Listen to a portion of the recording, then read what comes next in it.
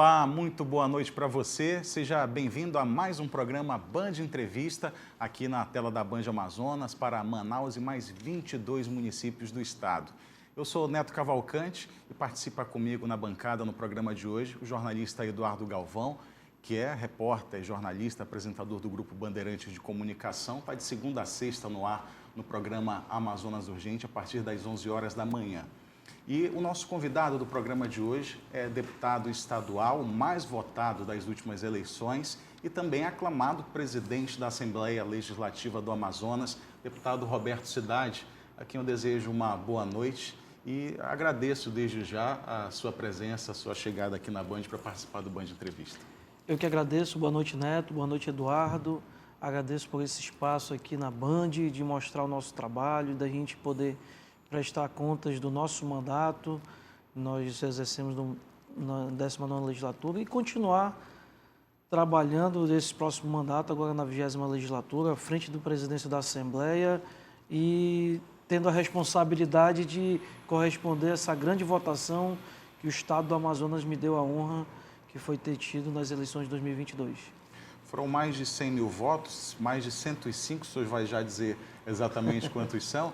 E, apesar disso, eu gostaria que o senhor se apresentasse, primeira vez aqui no Band Entrevista, contasse um pouco da sua trajetória, da sua história para quem nos assiste. Com certeza. Eu participei pela primeira vez de um processo eleitoral em 2016. Tive a honra de Manaus me conceder, eu fui candidato a vereador, 6.285 votos de confiança, mas devido à legenda eu não consegui assumir a cadeira de vereador naquele momento. E em 2018 fui candidato a deputado estadual. E aí o povo do estado do Amazonas me consagrou com a segunda maior votação daquele pleito. Tive 16.012 em Manaus e mais de 17 mil no interior, tendo um total de 33.239 votos de confiança. E assim comecei a minha vida pública na Assembleia. Mas o engraçado foi que antes de eu assumir a deputado estadual, eu assumi 50 e poucos dias como vereador de Manaus também. Aí, logo após, eu tive que renunciar e no dia 1º de fevereiro de 2019, eu assumi a cadeira de deputado estadual, já como presidente da Comissão de Transporte, Trânsito e Mobilidade Urbana da Assembleia e também como terceiro vice-presidente da Casa. E logo após, depois de 2 anos, tive a honra dos pares de ser eleito presidente da Assembleia, com 16 votos naquele momento, num momento muito crítico, em meio à pandemia, em meio a uma crise política, e graças a Deus a gente deu conta do recado e a resposta está aí nas urnas, que já agora na eleição de 2022 nós obtivemos 105.510 votos de confiança, uma votação histórica que o povo do estado do Amazonas me concedeu e eu me sinto muito honrado e focado para poder corresponder à população do estado do Amazonas essa tão honraria que foi ter esses votos na urna. E foi... Antes de passar, Eduardo, rapidinho a palavra para o Eduardo, o senhor falou que chegou a assumir 50 e poucos dias como vereador. Isso da eleição de 2016 ficou na suplência, então, e antes de encerrar, antes de ir para a Assembleia, o que o senhor viveu ali, vivenciou na Câmara Municipal? Foi que o deputado federal eleito naquela época, o Arthur Vigílio Bisneto, ele veio assumir a Casa Civil de Manaus e o Felipe Souza, que era vereador, assumiu a Câmara lá no Congresso Nacional. E eu assumi a Câmara Municipal, que eu era o primeiro suplente. Aí eu assumi ali o final de dezembro e o mês de janeiro. Eduardo. Deputado, essa virada em 2021, com a presidência e também com o período que a gente viveu, justamente o início do ano, talvez não foi tão falado como se deve ser a chegada de um novo presidente na Assembleia Legislativa. Foi falado sim, mas não foi ali protagonista por conta de tudo que a gente estava vivendo, crise da pandemia, crise política, como o senhor mencionou. Como foi lidar nesses primeiros meses de presidência? O que estava ali mais difícil? A convivência com os outros 23 deputados? E o que o senhor viu, o que o senhor sentiu naquele momento? Era aquilo mesmo que o senhor queria? Com certeza, né? Quando você tem a oportunidade de ser presidente de um poder, do poder legislativo, de assumir a cadeira como presidente, é uma honra. E os deputados entenderam que o meu nome era o melhor nome naquele momento. e nós tivemos uma ampla vitória, foi 16-8. E assim, quando nós assumimos a presidência, nós entramos logo em contato com todos os deputados também que não votaram em mim, chegamos num consenso, começamos a conversar. Eu sempre fui um deputado do diálogo, da conversa, de encontrar um entendimento, e dessa forma que eu conduzi a Assembleia, sem perseguir ninguém, dando oportunidade tanto para a oposição quanto os deputados independentes que tinham na época e os deputados de situação, exercerem o seu mandato da melhor forma possível.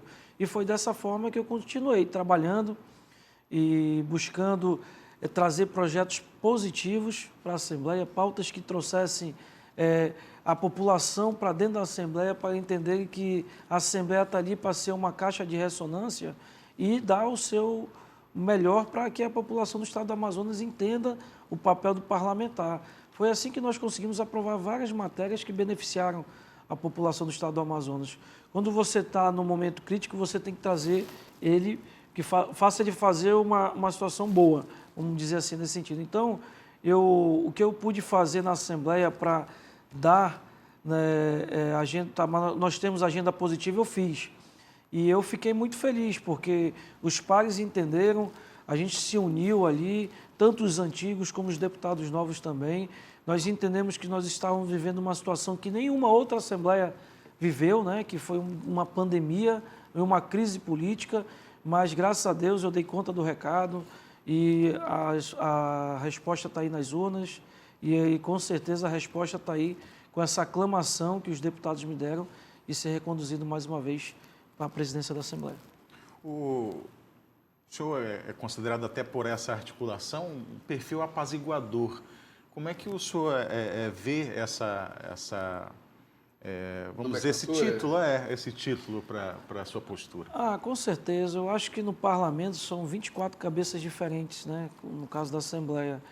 Cada um tem um perfil diferente, mas quando você conversa, você expõe os pontos, você fala para os deputados isso aqui, você pontua, todo mundo entende e a gente chega num consenso e quem ganha é a população do Estado, porque ninguém entra na Assembleia para estar brigando, para estar querendo impor a própria opinião. Então, eu sou uma pessoa do diálogo, eu sempre busquei o entendimento na minha vida, eu sempre fui o bombeiro lá na Assembleia, né? Quando estava todo mundo ali com fogo, ali, todo mundo com os ânimos acirrados, eu sempre, não, vamos aqui, vamos ali. E graças a Deus foi isso que me fez continuar na Assembleia como presidente. Eu sempre busquei o equilíbrio e dessa forma que eu vou continuar conduzindo. Lógico, impasses, embates, debates ali, naqueles momentos ali, às vezes um está mais exaltado, outro está mais exaltado, é natural do parlamento, né? Mas eu acredito que quando a gente entra num consenso, quem ganha é a população. Por quê? Quando a gente vota todo mundo junto no auxílio estadual permanente, que vai beneficiar milhares de famílias, quem ganha é a população do Estado do Amazonas. Quando a gente vota e apresenta projeto de emendas parlamentares para melhorar, para levar benefícios para o interior, quem ganha é a população daquele município ou daquele bairro. Enfim, então, eu acredito que ninguém faz nada sozinho na vida e lá na Assembleia muito menos, porque lá você só ganha com a maioria. Então, eu fico muito feliz em os pares entenderem e me darem a oportunidade, acreditarem no meu trabalho. E é dessa forma que eu quero continuar conduzindo a minha vida pública. Deputado, o senhor é do mesmo partido do governador Wilson Lima e os poderes são independentes, né? Existe algum ponto que ainda precise de entendimento, assim, pela parte do executivo e do legislativo que o senhor vê que vai ter um entendimento, mas que por enquanto ainda há divergência? Olha, as divergências sempre vão acontecer, né? Isso é natural. A Assembleia é um poder independente, mas a gente sabe que quando a Assembleia está em harmonia com os outros poderes, quem ganha é a população, quem ganha é a pessoa que mais precisa, que é a que mais sofre, né? Então, da minha parte, eu sempre vou buscar o diálogo. Eu tenho um bom relacionamento, sim, com o governador Wilson Lima, sou da base aliada dele, mas todas as matérias que forem para a Assembleia, a gente vai debater, conversar, questionar. Se for preciso fazer alguma emenda, nós vamos fazer. Para isso eu tenho um líder do governo, para isso eu tenho o nosso diálogo com o Executivo e nós vamos sempre entrar no consenso. A Assembleia não é um órgão submisso ao Executivo. mas só que é um órgão parceiro, porque sempre quando a Assembleia entrou num consentimento com o Executivo, quem ganhou foi a população. É muito simples você ver os 2 primeiros anos do governo Wilson Lima e os 2 últimos anos do governo Wilson Lima. Mas, em momento algum, a Assembleia deixou de debater, de emendar algum projeto, de contribuir da melhor forma possível para que as coisas andassem. E outra coisa, e tudo tem que ser rápido, porque quanto mais a gente demora, os dias demoram e quem mais necessita fica ali esperando e as coisas ficam travadas ali na Assembleia. Então, a gente sempre buscou o diálogo e a celeridade nos processos. E o que esperar do governo federal, visto que esse sim o que ganhou, né, é considerado oposição ao que estava sendo apoiado pela União Brasil? Olha, o governo federal, o governo PT, sempre teve um olhar diferenciado para o Norte e Nordeste, né? Sempre teve uma boa votação, né? Não só foi nessa eleição, como nas outras anteriores. Na passada, o Bolsonaro ganhou aqui no Amazonas, nessa agora o Lula ganhou. Mas eu acredito que o governador vai manter o diálogo, nós na Assembleia vamos manter o diálogo e acabou a eleição, é hora da gente pensar no povo, né? Então eu torço que o governo federal olhe com carinho um tema sensível que é a Zona Franca de Manaus, que a gente possa trazer outras matrizes econômicas aqui para o nosso estado. A gente não pode mais ficar totalmente dependente da Zona Franca, mas não podemos perder ela, porque senão não sei como é que vai ficar o nosso estado. Enfim, eu acredito que o governador, como sempre foi um governador do diálogo, que sempre conversou muito com todos os poderes, vai tentar ter um bom relacionamento com o governo federal. E vamos aguardar aí os próximos capítulos, né? Sim. Presidente, e quais seriam essas outras alternativas? Claro, sem deixar a Zona Franca de lado, mas para abrir que existem hoje, que estão mais próximos da nossa realidade, que existem hoje lá na Assembleia Legislativa. Nós já aprovamos, já na minha gestão como presidente, a lei do gás natural, da exploração de gás, né? Isso criou uma matriz econômica... É recente. É recente, né? Tem uma projeção de exploração de gás natural em 20 municípios do interior do estado do Amazonas. Isso é um avanço. A gente sabe que, tendo uma outra receita no município, é muito simples. É só a gente ver Coari, Presidente Figueiredo, Itacoatiara, outros municípios que têm outras fontes de rendas. Parintins, devido ao Festival de Parintins, né? Aquele município se desenvolve mais. Ele tem um crescimento muito rápido. Então, a gente torce que esses 20 municípios, essa exploração, saia do papel. Outro ponto que está sendo debatido, que é a exploração do potássio em Altazes. Muito se fala lá em terras indígenas, né? A gente, lógico, vendo o governo mais ali de esquerda, né? Um governo de esquerda, ali a gente ficou muito preocupado, que a gente sabe da identificação que eles têm com povos indígenas, mas eu vi que já está tendo um avanço, já está tendo um diálogo. Nessa semana mesmo a gente debateu isso na Assembleia. Então, com a exploração do potássio... Desculpa, só abrindo parênteses, no quesito, nessa aproximação com os povos tradicionais, o senhor diz da blindagem, deixar mais rigoroso as leis ambientais, mais rigorosas as leis? Não, o que eu estou te dizendo é que em relação ao potássio, o que está travado lá que são em terras indígenas e está tendo um diálogo, precisa de um consenso para poder destravar. Já está praticamente tudo pronto lá em Altazes para começar. E vai beneficiar lá Altazes, Carrego Castanho, Carrego da Várzea, Nova Olinda do Norte, né? Enfim, então, em relação aos povos indígenas, eu defendo a ambiental, era do PV, mas a gente também tem que entender que a gente precisa ter a oportunidade de criar matrizes econômicas. Então, se a gente liberar a exploração do potássio ali, vai gerar mais de 3 mil empregos diretos e indiretos, entendeu? E vai ter uma arrecadação ali de impostos para o município e para o governo do estado do Amazonas. Dessa forma, quem ganha é a população. E temos várias outras alternativas, nós precisamos buscar melhorar. Muito se fala também o turismo. As pessoas vêm para cá, mas a gente tem que melhorar, né? O nosso próprio Hotel Amazonas ali, o Tropical Hotel, enfim, a gente tem que voltar a funcionar, a gente tem que criar outras oportunidades. O povo do estado do Amazonas quer ter uma oportunidade de crescer, de gerar emprego, de sustentar a sua família. Eu acho que é isso que a gente tem que buscar. Presidente, eu gostaria de continuar falando sobre essas alternativas econômicas para o nosso estado, mas a gente vai fazer um breve intervalo aqui no Band Entrevista e volta já.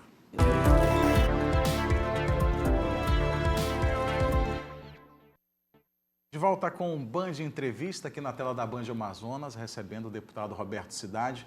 presidente da Assembleia Legislativa do Amazonas, e a gente falava sobre alternativas econômicas aqui para o Estado, visto que a Zona Franca de Manaus, mais uma vez, corre riscos por conta de indefinições, por conta da reforma tributária, né, que está por vir, e aí pode ser que as isenções aqui da Zona Franca percam cada vez mais a competitividade, né, com relação ao resto do país. E aí a gente está dentro da maior bacia hidrográfica do mundo, a gente tem um potencial grande, né, com a piscicultura, a proteína do peixe, mas a gente não desenvolve isso da melhor forma ainda, né, deputado? Com certeza. É triste a gente ter que falar que o estado de Roraima e o estado de Rondônia têm uma produção maior de peixe, né, sendo que o tambaqui é oriundo daqui, né, matrinchã, enfim. Eu fico muito triste de ver que lá no município de Manicoré, onde a gente tinha a matrinchã, mais conhecida lá como a jatuarana, e hoje em dia poucos meses a gente se vê a jatuarana, né? Enfim, mas só que a gente tem que criar outras matrizes econômicas. A dificuldade que os produtores têm é com os insumos, com a falta do ração. Dizem que é por causa da logística, né? Porque nós não temos a BR-319 para escoar mais rápido para cá. Mas esse tema isso já se fala há muito tempo. Na verdade, o que eu acho que é o maior impasse é a desburocratização para eles explorarem ali, para poder botar os tanques de peixe ali, para poder fazer escavação, para ter a área liberada. E quando se demora aqui 1 ano, 2 anos para o empresário estar com as licenças, nos outros estados, em 2, 3 meses, ele já tem essa documentação prontinha ali para começar a trabalhar.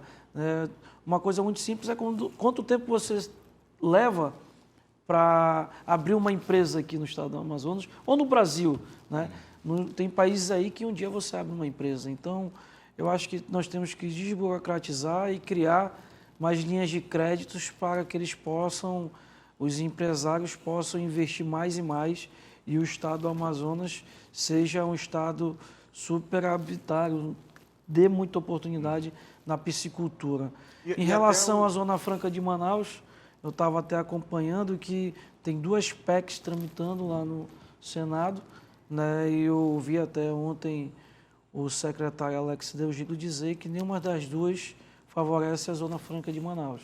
Então, a gente tem que estar atento, né? A Zona Franca de Manaus, a gente não pode abrir mão, está na Constituição, é um direito nosso, a gente precisa manter os incentivos fiscais, a gente precisa ter essas empresas aqui, porque se a Zona Franca de Manaus, a gente não sabe como é que vai ficar o nosso estado. A arrecadação cai, enfim. Eu não quero passar por isso, ainda mais estando na vida pública. Nosso estado não merece isso, então eu acredito que o governo federal, mais uma vez, vai se sensibilizar e manter o modelo Zona Franca de Manaus. Vou finalizar com relação aos pescadores também, que essa semana começaram a reclamar da dificuldade com relação ao terminal pesqueiro, né, eles não terem um local para desembarcar esse peixe, para guardar esse peixe, isso é um problema também aqui. Com certeza, né? Ali a Manaus Moderna, ali o São Raimundo, né? Enfim, eu acho que isso aí a gente tem que fazer uma reunião e tentar encontrar um consenso. O armazenamento do peixe é primordial, né? Porque se você deixar de esconder lá, eles perdem o peixe. Então tem que ter uma estrutura ali para que eles possam armazenar o peixe deles ali, gelar direitinho e na forma que eles encontrarem o fornecedor ali, o comprador, para poder eles escoarem a produção deles. Vai chegar a Semana Santa aí e com certeza vai ser daquele jeito, mas eles já sabem trabalhar, eles já estão nesse ramo há muito tempo. Isso não se fala desde hoje, né? Nós temos ali vários empresários ali na Manaus Moderna, ainda educandos ali também. Mas, assim, da minha parte, o que eu puder contribuir, tenho certeza que a gente vai tentar entrar em contato e ver de que forma a gente pode dar uma estrutura melhor para eles. Vou falar em estrutura, eu estive recentemente ali na Feira da Panaí, ali no Educandos, né, na zona sul de Manaus, e muita reclamação realmente da estrutura. E isso eu estou falando na pontinha do iceberg. E ainda há pouco o senhor também falou sobre turismo, movimentar, falou do Tropical Hotel, falou de alguns outros pontos aqui na cidade. E, né, um terminal pesqueiro decente, correto, atrairia, movimentaria bem a economia, entre outros pontos. E hoje, o que temos lá na Assembleia? O que a gente tem lá para poder discutir? O que o senhor implementou com a sua chegada? E o que a gente pode esperar daqui para frente? Inclusive os pescadores da Panaí que estão assistindo a gente agora. Ah, com certeza. A Manaus Moderna, né? Nós temos ali o Porto do Rodway, nós temos a Manaus Moderna e temos lá a Panaí. A Pané. Eu, particularmente, desde a infância, eu andei muito ali, né? Eu trabalhava com embarcação de recreio, eu ia ali pela Manaus Moderna, já frequentei muito ali. O governo do Estado do Amazonas e a Prefeitura de Manaus tem que entrar num consenso e fazer um investimento grande ali. Porque ali nós temos várias classes. Classe das embarcações, os pescadores, os feirantes, os motoristas, taxistas, enfim. Né? Então, ali tem que tentar fazer um projeto para que se tirem algumas pessoas dali e façam um ponto turístico, ou então mantenham o terminal pesqueiro, o terminal das embarcações. Muitas embarcações param em portos privados ou em portos ali que não é no Rodway, no caso ali, né? Aquilo ali já se arrasta há muito tempo e quando seca fica longe, quando enche fica ali perto, enfim.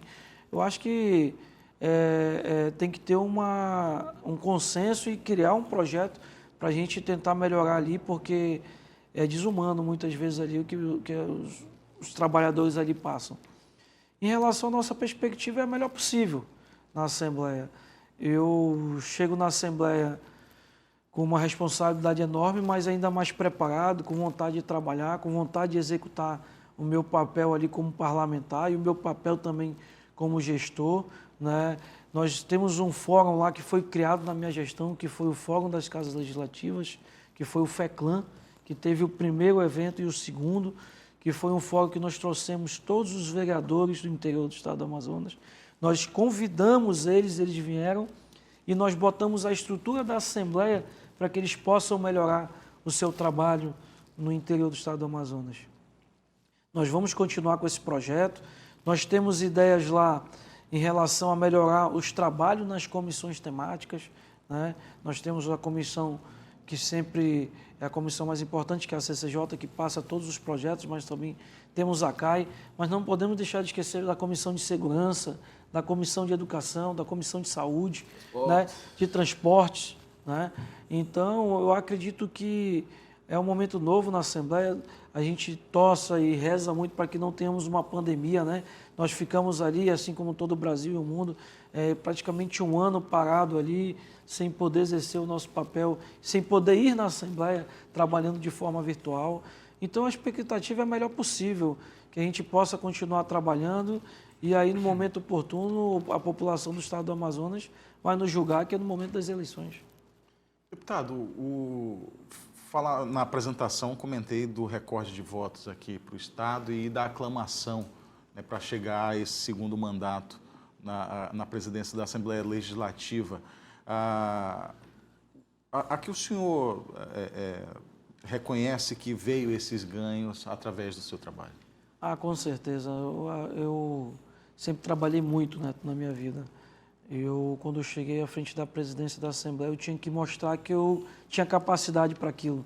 Eu tinha que primeiro ganhar o respeito dos meus pares, eu tinha que mostrar para a população do estado do Amazonas que eu tinha como corresponder àquela responsabilidade como presidente da Assembleia, como deputado estadual. E eu trabalhei muito, estudei muito, foquei e comecei a trabalhar aí no interior, visitar todos os municípios do interior, comecei a ir nos bairros, visitar os bairros de Manaus, comecei a ver de que forma eu podia estar mais próximo da população e foi isso que me fez ter essa grande votação. Eu tive 65 mil votos no interior e 40 mil votos aqui na capital, né? A responsabilidade é enorme e eu faço política dessa forma, olhando olho no olho, sendo presente. Política é relacionamento, política é o contato físico ali e eu sempre fiz política dessa forma, né? Os parceiros do interior, criamos também na Assembleia as emendas parlamentares de bancada, que isso fez com que todos os deputados pudessem executar o seu papel, mandar recursos para o interior, principalmente na saúde. Já foi na nossa gestão como presidente da Assembleia que nós conseguimos mandar parte do FTI para o interior. Isso, nós apresentamos um percentual e quem mandou também foi o executivo, né? Tem que ser dito que o recurso é do executivo, né? Enfim, diversos pontos assim que nós fomos fazendo que fez com que a gente voltasse para a Assembleia e ter essa grande votação que nunca nenhum deputado tinha chegado a 100 mil votos, um deputado estadual, e também nunca nenhum deputado tinha tido mais votos que deputado federal eleito. Então, eu estou muito feliz, estou muito otimista e eu acredito que todos os dias a gente aprende um pouquinho e nós vamos continuar trabalhando dessa forma e dessa forma que o deputado Roberto Cidade faz política, olhando olho no olho, conversando com as pessoas, dialogando com as pessoas, entrando num consenso e assim a gente avança. Quero agradecer aqui o Eduardo Galvão, que participou mais uma vez na bancada aqui do Band Entrevista. Obrigado, Eduardo. Nosso tempo está chegando ao fim, deputado, e eu gostaria que o senhor falasse, então, qual que o senhor gostaria que fosse a sua bandeira dessa segunda gestão à frente da Assembleia, já que não é possível uma terceira eleição como presidente. Como é que o senhor quer ficar marcado?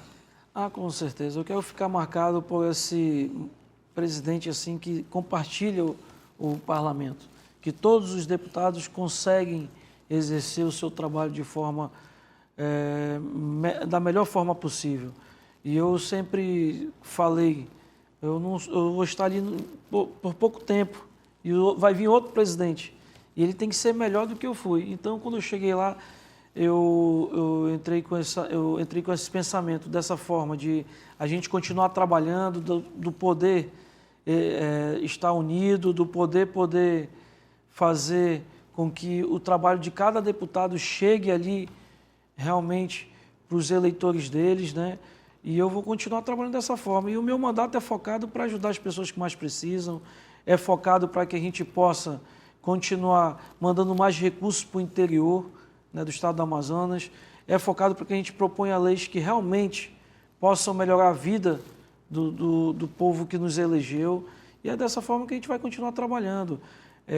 A Assembleia, ela sempre está ali de portas abertas para receber a população. Muitas vezes a gente vê mais a população indo na Câmara Municipal de Manaus, por incrível que pareça, mas ali os debates são mais também voltados para o interior. E a gente também vai debater muito mais também a nossa capital, Manaus. Nós vamos pautar vários temas lá também. E todas as matérias que chegarem do Executivo, dos outros poderes, nós vamos tramitar, dialogar, debater e cumprir o nosso papel. Passado esse tempo de pandemia, a Assembleia já está, a Casa do Povo já está de portas abertas. Com certeza, estamos lá de portas abertas para receber a população do nosso estado, quem quiser visitar a Assembleia, quem quiser ir lá cobrar de um deputado o que ele faça alguma coisa ali para a população, nós estamos de portas abertas. Obrigado, deputado Roberto Cidade, do União Brasil, presidente da Assembleia Legislativa do Amazonas. Obrigado você também que ficou até agora com a gente aqui no Band Entrevista. Na próxima semana a gente vai estar de volta. Obrigado. Boa noite.